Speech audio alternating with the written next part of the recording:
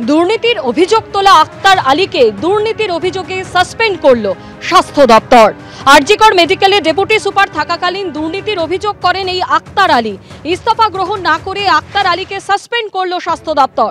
আক্তার আলীর বিরুদ্ধে সরঞ্জাম পাইয়ে দেবার বদলে টাকা নেবার অভিযোগ, বরাত পাইয়ে দিতে টাকা, পরিবারের জন্য বিমানের টিকিট নেবার অভিযোগ।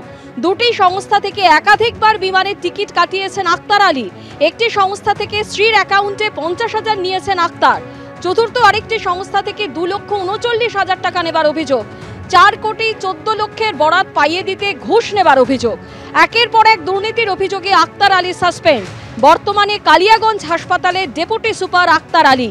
বিজেপিতে যোগ দেবার পরেই চাকরি ছাড়ার জন্য পাঠান ইস্তফা পদত্যাগপত্র। সেই পদত্যাগপত্র গ্রহণ না করে সাসপেন্ড করা হলো আক্তার আলীকে।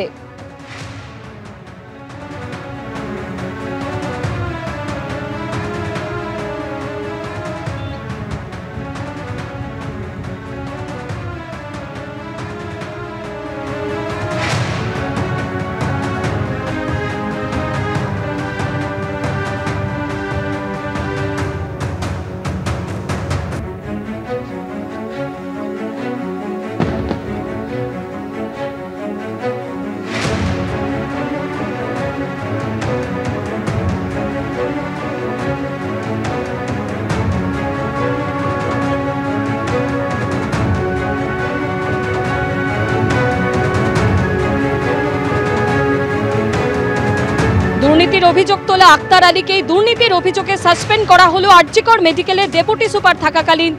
দুর্নীতির অভিযোগ এবং তিনি ইস্তফা দিয়েছিলেন, তার ইস্তফাপত্র গ্রহণ করলো না স্বাস্থ্য দপ্তর, তাকে সাসপেন্ড করলো স্বাস্থ্য দপ্তর। এতদিন কি তাহলে অভিযোগ ভল্টে রাখা ছিল? অভিযোগকারী হিসেবেই সিবিআই ডেকেছিল, অভিযুক্ত হিসেবে নয়। আমার বিরুদ্ধে সাপ্লিমেন্টারি চার্জশিট জমা পড়েছে কিনা জানা নেই। ভোটে যাতে দাঁড়াতে না পারি তার চক্রান্ত পাল্টা দাবি করলেন আক্তার আলী।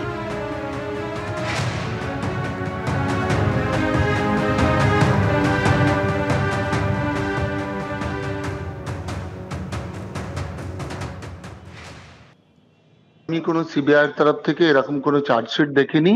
আমার অ্যাডভোকেট যিনি তরুণজ্যোতি তিওয়ারি আছেন ওনাকেও ফোন করেছিলাম, উনিও কোনো পাননি।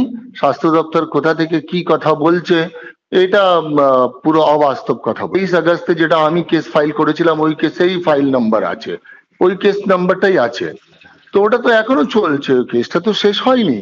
এবার আপনি জানেন কি ওই কেসে 5 জন জেলে আছে এবং আরজি করে তদন্ত তো চলছে। ওই কেসেই তো মানে শুধু সিবিআই মানে অতীন ঘোষের ওখানে গিয়েছিল, ডক্টর সুদীপ্ত রায়ের ওখানে গিয়েছিল।